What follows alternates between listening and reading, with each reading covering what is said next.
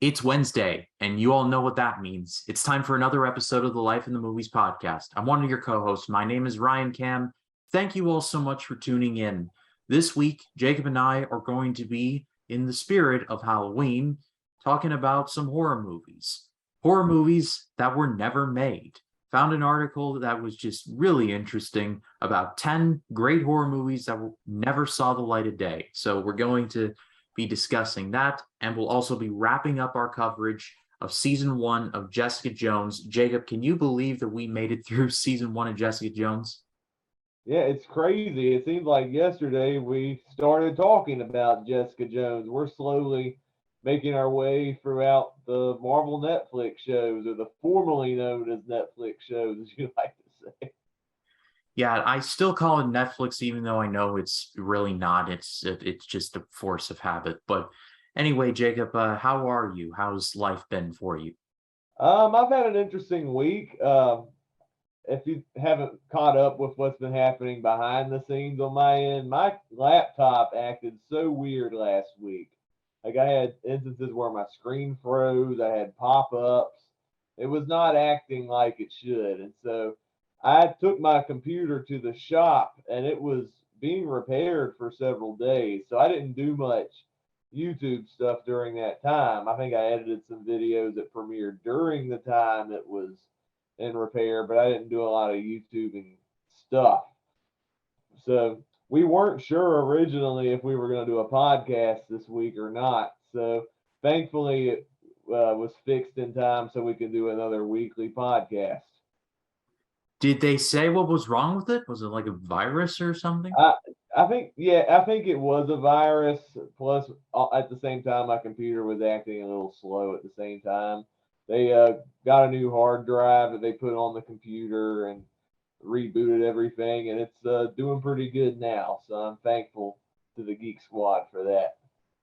Well, that's great. And as far as my life goes, well, last week it was pretty rough, as I'm sure a lot of you have been following the national news. Hurricane Ian pretty much tore the state of Florida a new one, but I was one of the lucky ones. No significant damage to my house, no flooding, lost power for a few days, which I was worried I wasn't going to be able to do this or record anything, which I wasn't, I but the power came back and I've been just cranking out videos ever since. Scary Mania is just ramping up.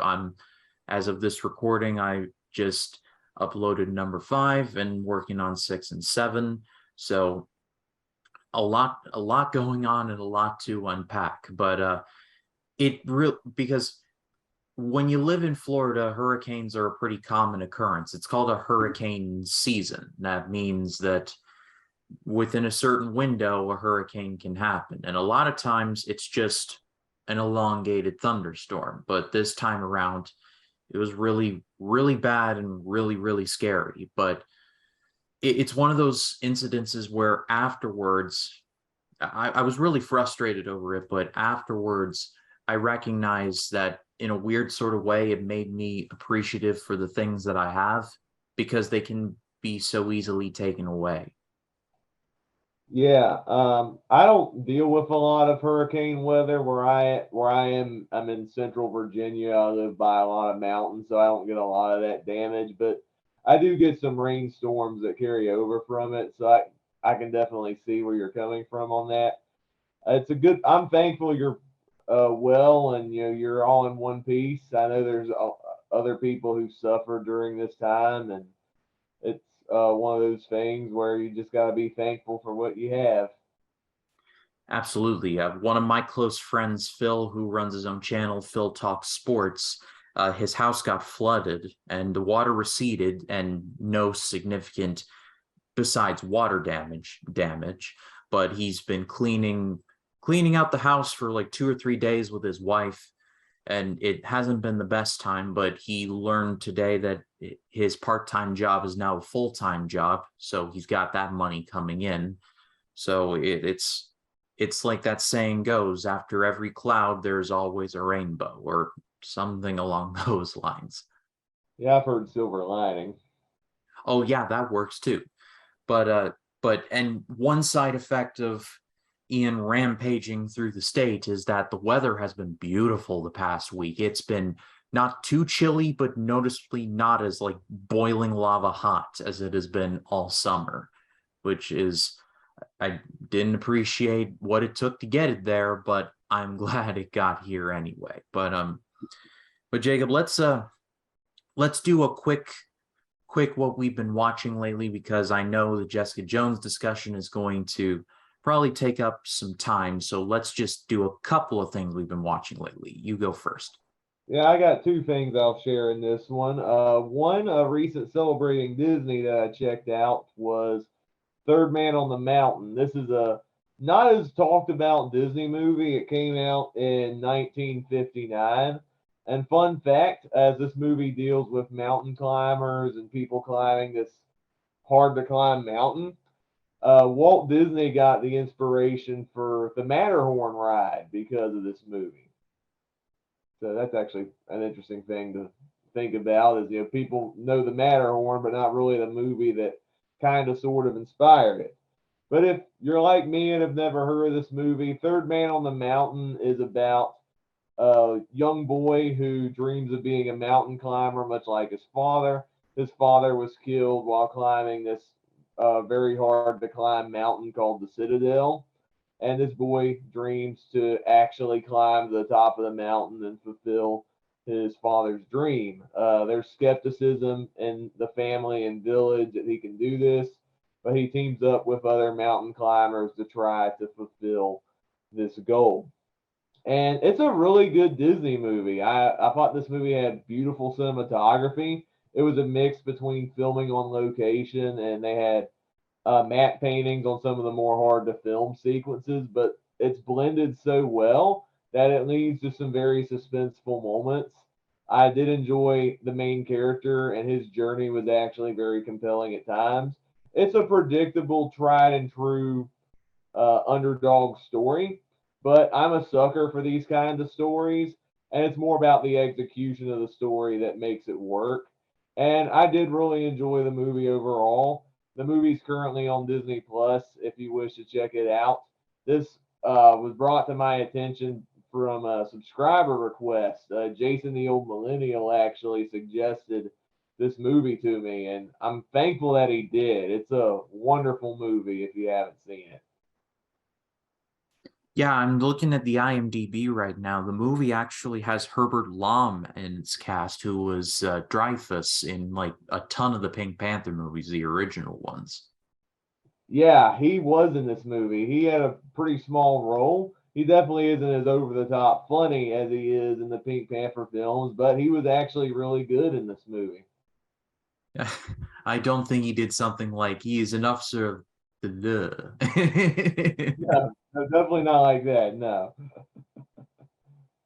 No, but And Disney, then, it's strange to think that Disney has made like so much stuff over the years that it's like people name off the same like five or six things, but it's like there's an ocean out there of stuff that people just have either haven't discovered or haven't discovered for a while. We could do a whole podcast like just by itself of just obscure Disney stuff if we really wanted to. yeah, I know. There's just so many good Disney movies out there. And even like during, the 50s and 60s, a lot of us today love talking about the animated stuff. That time it gave us, like Cinderella and Sleeping Beauty, Peter Pan, The Jungle Book. But on the flip side, on the live action side, there's just so many wonderful movies. Mary Poppins, 20,000 Leagues Under the Sea, Old Yeller, Treasure Island, the movie Third Man on the Mountain, which I recently watched, The Parent Trap, which is wonderful, Swiss Family Robinson. There were so many good live action films during this time that I feel like are under the radar in today's standards. Yeah, I randomly looked up the Disney movie Iceberg and I found a couple of ones and just looking at the level, you're just like, wow, it runs real deep. That's all we can say. But what else you Yeah. Another one I'm going to share is continuing in my Downton Abbey coverage. I'm down to the second to last episode of season two. Uh, it was very interesting because it was dealing with the Spanish flu, and that was like that era's equivalent to what we had recently with COVID. So there was definitely a bit of relevance when watching it in 2022. Seeing people get suddenly sick, and their lives are in the balance, and there's sickness, and you don't know if they're going to make it or not. But I was very invested in that storyline because there were so many crazy bombshells that occurred when several people were getting sick with this flu. A lot of which related to Matthew Crawley, and he's about to be married to Lavinia. She gets sick, and then there's that whole love triangle with Mary going on, and that was actually very compelling to me. I don't normally get into love triangle stuff, but with this sickness in the background, I'm like, that adds an extra layer of threat and conflict to the story that I was actually thoroughly invested in. Oh, and Ryan, guess what? Thomas actually did something nice for once. I told After you he so. after he lost all his money after wasting it all on the black market. And so now that Carson is sick, Thomas ends up doing his job. I'm like, oh, he's a nice guy for once. Wow, I'm impressed. Yeah, I told you it takes a minute, but you're going to love Thomas by the end of the show. That is for sure. And Well, I liked him in this episode, so it's a step in the right direction. yeah, And absolutely. And it and looked the other thing I wanted to highlight was they had Mr. Bates, and he finally gets married to Anna. They had that secret wedding. I'm like, oh yes, it's gonna be smooth sailing for these two. Then they come back, and it just comes crashing down. I'm like, oh dang it, you were so close. Oh, you're that evil wife lady. yeah, Even in death, she's still. Whew. yeah, Bates's ex. I mean, she's just a cruel mistress, literally. But now that you're at the second to last episode, you're at one of my personal favorite episodes, the Christmas special, and it's one of the more beloved episodes of the show. It's got a 9.0 rating on IMDb. It's a 90-minute episode, so be prepared for that. But Like a that movie Chris runtime. pretty much, yeah, but that Christmas special is still one of the best episodes of the whole show. Hey, if I can get through season four of Stranger Things, which were some of those episodes were 2.5 hours in length, the Stranger Things Christmas special is nothing. Yeah, absolutely. Well, All right. So what have you been watching this week? well, not too terribly much. I haven't had too much time because of power constraints and other things to watch much. But I did end up seeing the movie Smile in theaters. And infamously, in the September preview, I said the trailer looked horrible. I believe I either gave it a one or a zero just to be extra cruel. I'll have to go back and watch it again to see for sure. But I went to go see this movie with just like the smallest kernel of optimism because the reviews were actually pretty solid. And the movie is pretty solid. It's not the best. I do have problems with it. But what I expected versus what I got was two completely different things. This is the very definition of a pleasant surprise. The main actress that they got, I think she did a pretty solid job. Like the cast overall, there's actually a good deal of mystery involved there, and it kind of gets unraveled by the end. But throughout, I was sitting there like, okay, I like the intrigue here, and there are genuinely some very creepy moments, especially in the whole smile part. And I remember saying in there it was like that Truth or Dare movie got a sequel, but no, it was actually quite effective. And it looks like, the term shit eating grin. This looks like a soul eating grin. Like it's just really, really scary stuff. My main problem with the movie is the ending, and I will not spoil it here in case anyone is curious to see it. Uh, but it kind of goes, I don't want to like, I'm going to go general with it, but if any of you have ever seen the movie 1408, it kind of goes like that kind of ending, or it's like, again, I can't really say it, but if any of you have ever seen 1408, Jacob, have you seen 1408? Do Yeah, I've seen 1408. Well, that there is a part where John Cusack thinks he's out, but he's really not. There's something similar in Smile. And it was kind of, I wasn't a big fan of that. And also, I wasn't a big fan of a certain reveal. Again, no spoilers, but it's just, I don't know, it almost killed the movie for me. But like I said, what I expected versus what I got, the movie was actually, like I said, a very pleasant surprise. Yeah, I haven't seen Smile yet, but I'm actually pretty much impressed. Not only that the movie had good reviews, but it made more money at the box office than I expected it would be. I thought it would just have an average opening, but it opened to like $22 million. I'm like, wow, that's pretty good for an original horror movie that didn't really have that much marketing to it. That's pretty impressive. Really? 22? I could have sworn I thought that it was somewhere closer to 30. Let me see. All right, according to Box Office Mojo, 24 million domestic, 14 million worldwide, so 39 million in total. So, yeah, that's for an original horror movie, that is not a disappointing total in the slightest. Yep, I can't wait to check it out. Yeah, I am looking forward to hearing your thoughts about it. And just for one more to contribute, I brought it up before, I believe, but there's this mini series on Hulu called The Patient. It stars Steve Carell and Donald Gleason. I talked about it at the start of its run, and now it's about 6 or 7 episodes deep, and I'm really into this show. I'm kind of sad that it's just a mini series, but at the same time, I really feel like this is all that it could be, just a mini series, like 10 episodes contained, telling a story across the 10 episodes. But I love Steve Carell and Donald Gleason, both of them in this.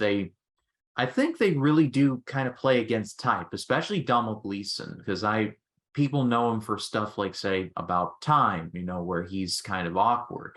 And he's kind of awkward here, but in like the way where you're just like very scared and like side-eyeing him all the time. There's a lot of stuff. It's very much about it's a kidnapping movie. You kind of know what to expect in certain types of situations. But what I love about the show is that it drip feeds a little bit of information at a time about each of the main characters. So you don't know too much, but you know just enough that it adds an extra layer of depth to what all is going on here. The wheels may fall off by the time the show ends, and if that does, then that's just going to be really sad. But at the same time, as I'm sitting right now, it's a really great miniseries, and it's rather sad because the show premiered in like the hotbed of your House of the Dragons and your Andors, and everyone was so laser focused on those things. Here's The Patient, is like the little engine that could, so to speak. Yeah, I remember you talking about it when it premiered, and it sounded like a very interesting show. It's funny because you brought up Donald Gleason. I like him in About Time, but I can't get over just how over the top he was because I'm more familiar with him as General Hux in the Star Wars sequel trilogy, where he's yelling and screaming all the time. It'll be He is interesting seeing him in a quieter role. he is much better in this than in those movies. I'll just kill that kill that question right now. But yeah, everyone should watch The Patient. It is quite good. Well, anyway, what have you all been watching lately? Is it spooky related? Leave your thoughts in the comments. We'd love to read what you have to say. All right, Jacob, let's tie the bow on Jessica Jones season 1. This is episode 13, the season finale, called AKA Smile. And I don't need to read the description. This is the final battle between Jessica Jones and Kilgrave. This is it once and for all. Jacob, what did you think? I thought it was a solid episode, but I wish it was better. I was a little underwhelmed by it at the end of the day. Going into the positives, it was good seeing the series, or at least this season, wrap up. I thought it had a pretty solid conclusion to Jessica finding her peace at the end. I liked where that ended. It was cool getting more continued, I guess, expansions of the Pocket universe. We got Rosario Dawson in this episode, reprising her role from Daredevil. I liked her inclusion in this episode. What holds it back, though, I wish we had more of a physical fight with Jessica and Kilgrave. It was more of a mental fight between the two. And by the time she defeats Kilgrave, it was kind of anticlimactic. That was what held it back because we had 13 episodes of tension between the two characters. Jessica trying to beat Kilgrave at his game, Kilgrave being one step ahead. It was an impossible, daunting task, and I wish it was a much more physical fight between the two, so we could see the height of their powers at play. And I was disappointed that it was mainly just in conversation and that she just defeats him just like that. So that was a big, I guess, disappointment I had with it. But that doesn't mean it's a bad show. I think it was a great show overall. Like I think the setup of Jessica Jones more so than I did the payoff. And then there were some other subplots that I think dragged the pacing of the show. But I still think there's a lot of good in Jessica Jones. Kristen Ritter was fantastic, along with David Tennant as Kilgrave. I'm really intrigued to see what they're going to do in future seasons. Kilgrave was so formidable a foe; it's going to be hard to, I guess, top him. So I don't know if the other seasons will match what the first season brought. But overall, I don't think this is as near as high quality, top tier as Daredevil, but I still enjoyed it overall. Yeah, I think it's pretty safe to say we're both in agreement. Daredevil is way better than this season, but that's not to say that that's a bad thing. I mean, this season was actually intriguing in certain areas. I felt like there was a lot of fat on this show, especially the Simpsons stuff, especially in this episode. Where seeing Jerry Hogarth again, the Carrie Ann Moss character, I was sitting there like, are we really stuck with this character still? Like, we get it. Like I just wanted them so badly to just focus up on Jessica versus Kilgrave in these last couple of episodes, and yet we still get Jessica Jones's neighbors, and we get Jerry Hogarth, and we get Trish. And no offense to Trish, I think she's a good character overall, but it just these empty calories, and it just felt rather unnecessary. Yeah, there were some subplots that I didn't really care for. Some of them I feel like stretched out too thin, especially the Hogarth character and like uh, her marital issues and stuff. Like that went on way too long, in my opinion. And then the Simpson character, as we brought up in previous recaps, was such a dumb subplot that just took away it took away the suspense and tension of the stuff we were most interested in with Jessica and Kilgrave. So it definitely had some hiccups overall for sure. Yeah, but overall, I say we both really enjoyed the season and looking forward to seeing what they have her up to next. But Yeah, as far and as I'm actually more excited for Luke Cage because I really liked his character, and I'm excited to see what they do with him solo. I actually watched the first season of Luke Cage when it premiered, and I actually thought it was quite good, especially some of the casting choices he got. Mahershala Ali as Copper or as Cottonmouth, he's the main villain. So you got Michael Coulter and Mahershala Ali fighting each other, and that's really good. And then you got, I believe, and I want to say, and I almost said Angela Bassett, but that's probably not her. Let me just find who they got as the mayor. I could have sworn it was one. It was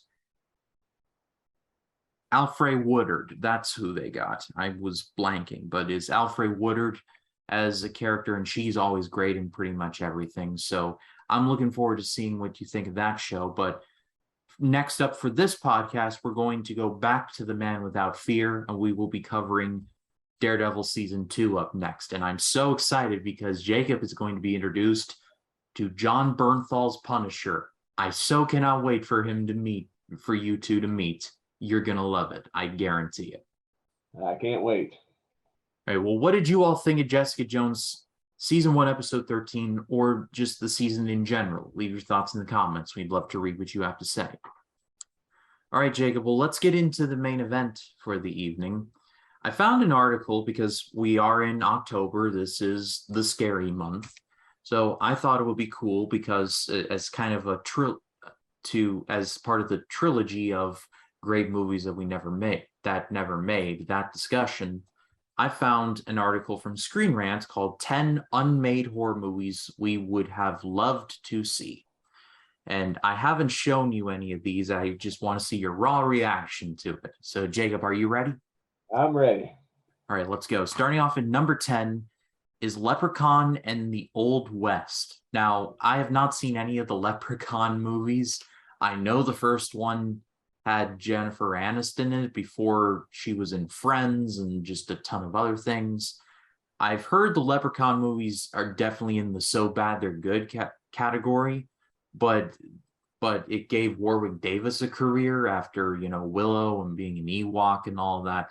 So I don't know what I could possibly add to it because I haven't seen any of the Leprechaun movies. However, the movie Leprechaun in the Old West was supposed to be directed by Spiral Book of Saw director Darren Lynn Bousman. And reading some of the article, he wanted to take over the Leprechaun franchise with a reboot titled Leprechaun in the Old West, where the little bugger gets inside a time machine that takes him to the Colorado Gold Rush.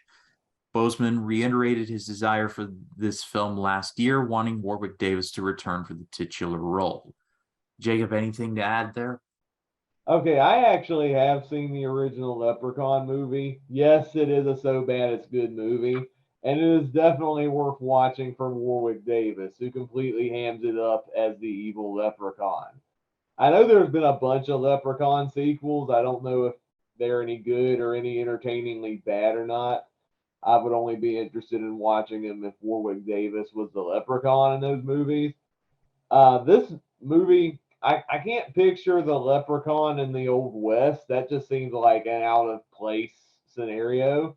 But I actually did like Spiral from the Book of Saul. That, weirdly enough, is the only Saul film I have currently seen. I actually did enjoy that. It was a hidden gem of 2021. Uh, so I'm kind of familiar with this director. I'm kind of intrigued to see what he would have done with it, to see if it would be entertaining at least. And if he got Warwick Davis back, I think it would have been at least watchable, whether intentionally good or not. I don't know. Yeah, it's hard to say, and I actually did quite enjoy Spiral myself. I'm a big fan of the first Saw movie, and Saw 2 is definitely in Scary Mania somewhere. I'm going to be having a very special guest to talk about that review, but that will be a little later on in the month. So and then at number 9 is Bubba Nosferatu, Curse of the She-Vampires. This would have been a sequel to Bubba Hotep, which starred Bruce Campbell as Elvis Presley. I'll give you a minute to absorb that. I've never seen the movie, but I've seen James Rolfe, the Angry Video Game Nerds review of it. It's basically Bruce Campbell Yeah, play I've Bruce never heard of this movie. Bruce Campbell plays Elvis Presley, who actually lived. It was an Elvis impersonator who died, on the toilet in Graceland and all of that. The real Elvis got away and is in a retirement home. Also in the retirement home is John F. Kennedy, played by Ozzie Davis. Ozzie Davis is a black man. Take for that whatever you want. Oh my gosh. And I don't think this movie's going to get made today. no, it can't. But the two, Elvis and JFK, have to fight off a mummy which comes to the retirement home to attack the both of them. I've heard it's actually a lot of fun. definitely want to cover it for a Scary Mania one day, but this would have been the sequel, Bubba Nosferatu, Curse of the She-Vampires. Reading from the article, after seeing the positive reception to the first film, director Don Cascarelli decided to work on it. Paul Giamatti came on board to play Elvis's real-life manager, Colonel Tom Parker, though though Bruce Campbell though Bruce Campbell dropped out due to disagreements with Cascarelli. Would Paul Paul Giamatti have been Giamatti would better have or been worse better than than Tom Tom Hanks. Hanks? Oh man. And the article goes on to say that it went to development hell. It uh it was published as a novella, which was titled Bubba and the Cosmic Bloodsuckers. Yes, that was the actual title. So, with that premise in mind, Bruce Campbell is Elvis, Paul Giamatti is Colonel Tom, going up against vampires. Are you in? I haven't seen the other movie, so I don't know how truly hyped I am to see this, but you got me at Bruce Campbell as Elvis. That just sounds wild. If anyone could do it, Bruce could do it. Groovy. We'll get to him in just a minute. Number 8, House of Reanimator. This is one that I've actually was aware of before, but this would have been the third Reanimator movie, and this would have basically the creator of Reanimator, Stuart Gordon. He was basically This would have been some sort of a parody or satirization of George W. Bush and the White House in that era. And William H. Macy was initially penciled in to play W. And just reading from the article,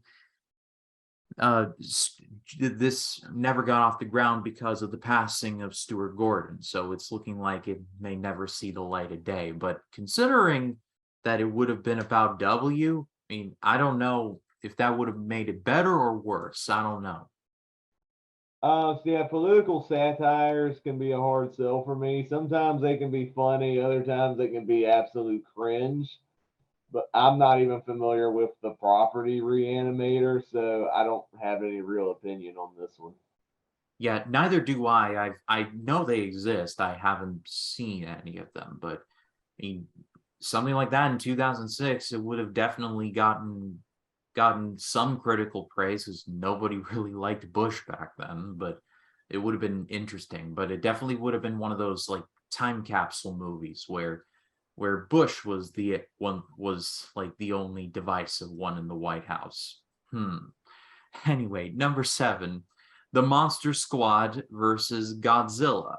The, this would have been a sequel to 1987's The Monster Squad, where a group of kids go up against Dracula, Frankenstein, basically the reimagined Universal monsters.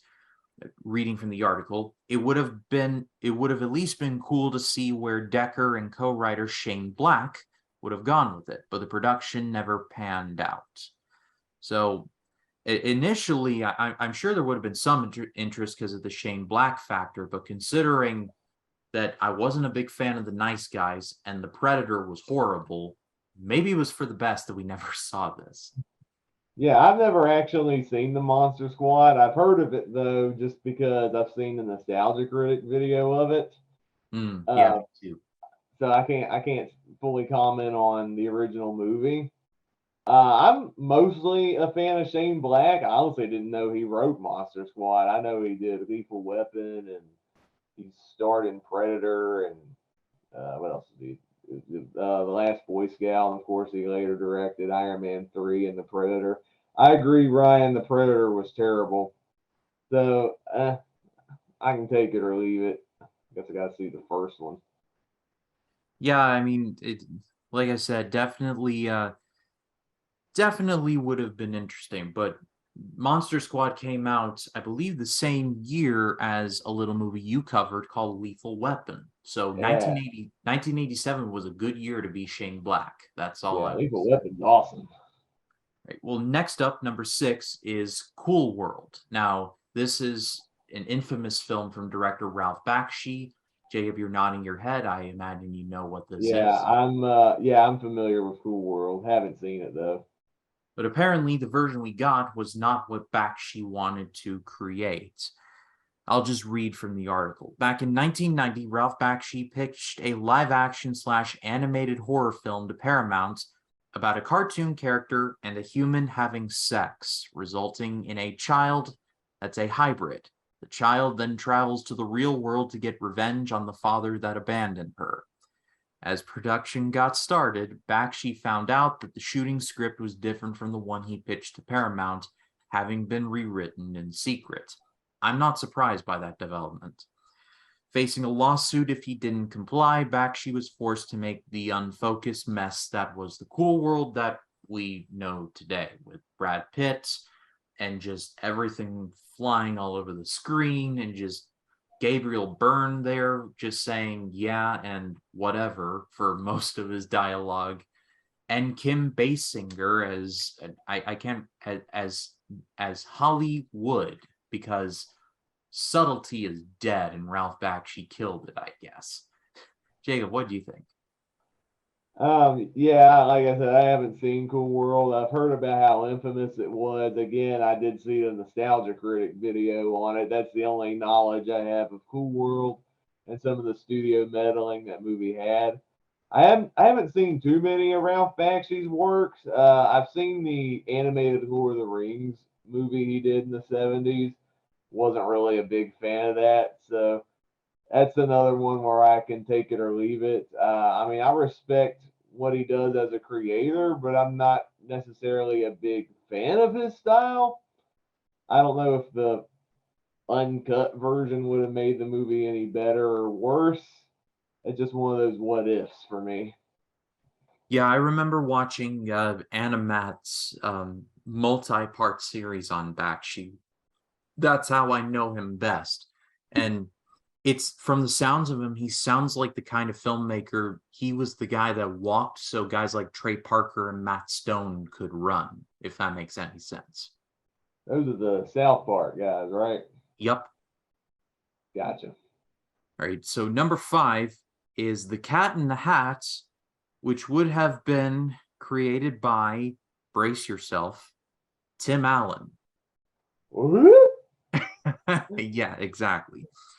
And even the article says, yes, you read that correctly. Before Mike Myers ever donned the makeup to scar a generation of kids, Tim Allen was attached to play the Cat in the Hat in a film based on a story he wrote. Allen's cat, as he described it in 2000, would have been a human being who turns into the cat like a werewolf or vampire as he gets more and more frustrated with these children, describing how we'd see very little of the cat, similar to the xenomorph in Alien. That certainly sounds like a horror flick to us. What?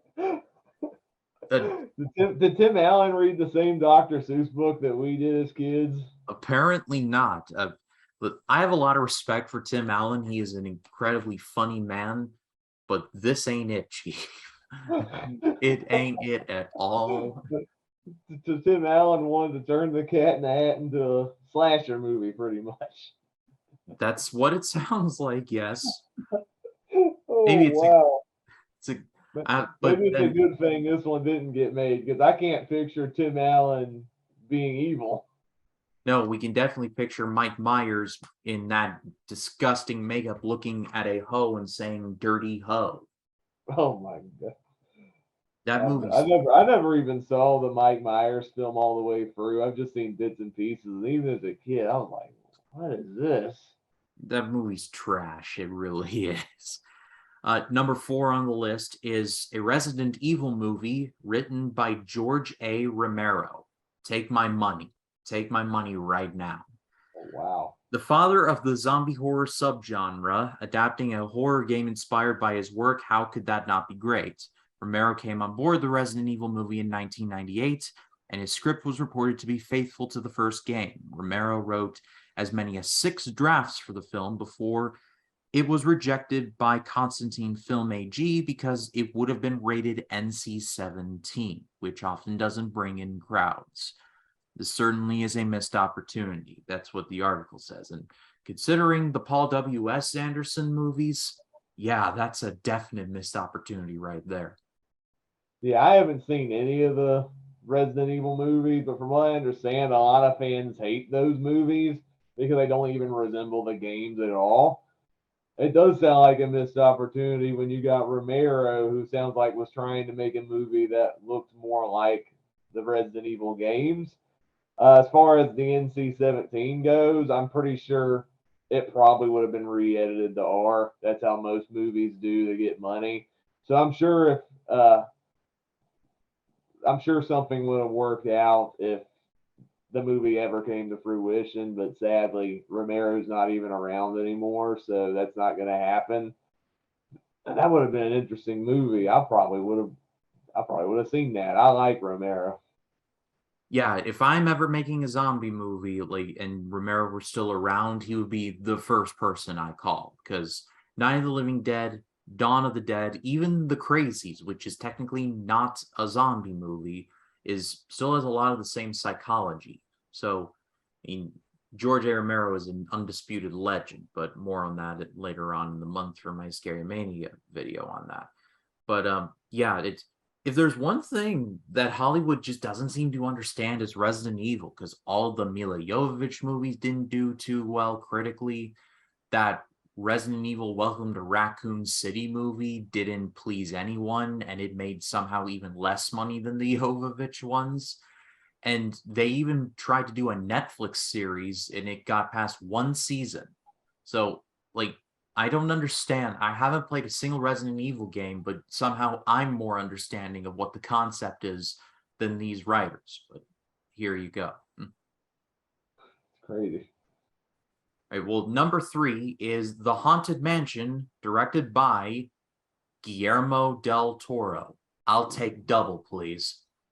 Now, it's strange when I read this because isn't that kind of what Crimson Peak was? Have you ever seen Crimson Peak, Jacob? Yeah, I have seen Crimson Peak. That movie is awesome. That movie's kind of like The Haunted Mansion, is it not? Yeah, like a kind of like a dark, twisted, R-rated version of it. Yeah, absolutely.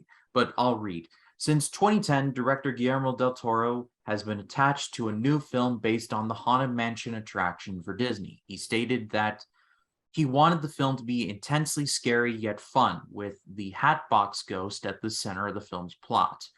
Ryan Gosling was in talks to star back in 2015 after more work was done on the script, though production never started on it.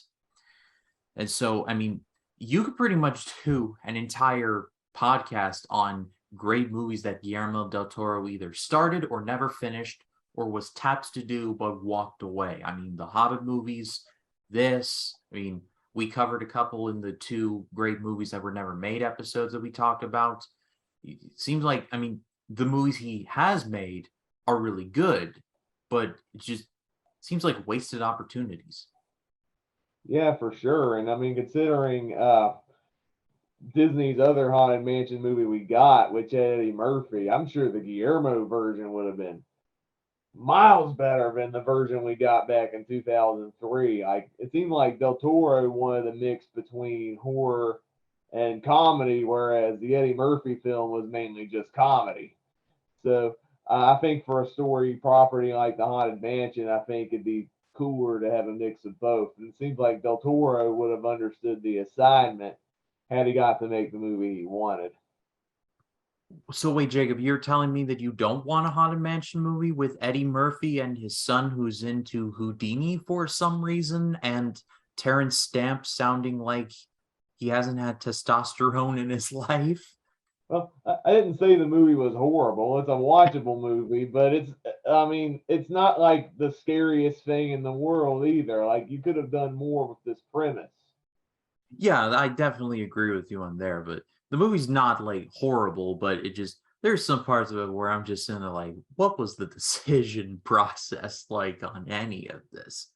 Hey, But Terrence Stamp carried that movie on his back. He was the scene stealer. Sarah.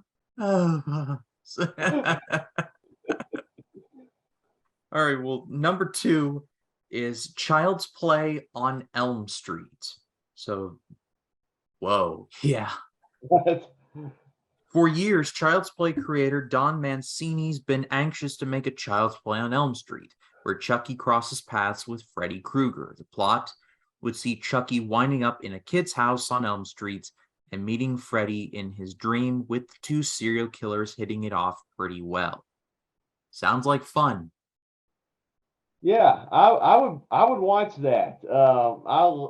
I've seen all the Chucky movies. Some are better than others, but Brad Dourif completely embellishes that role, and I love it. And Nightmare on Elm Street is one of my favorite horror movies of all time. I would only pay to see this if you keep Brad Dourif as Chucky and somehow convince Robert Englund to reprise his role as Freddy one more time. That would be the only way I would pay to see this crossover be a reality. Yeah, that seems like the only possibility, but I mean, just think about it in your head just for a second. Like, just Chucky versus Freddy. I mean, is like that's money for a horror fan right there.